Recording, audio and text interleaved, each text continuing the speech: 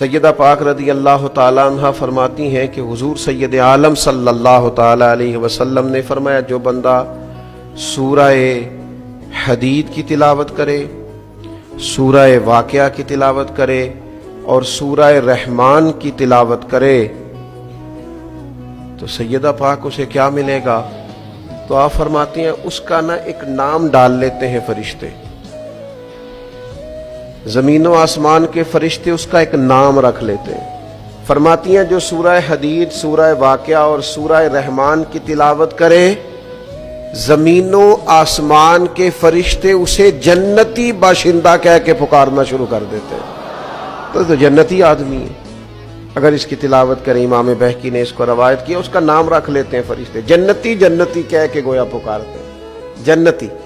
تو سیدہ پاک رضی اللہ تعالیٰ عنہ کی روایت کردہ ان احادیث مقدسہ سے ہم نے اپنے لیے سبق حاصل کرنا ہے، خیر کٹھی کرنی ہے۔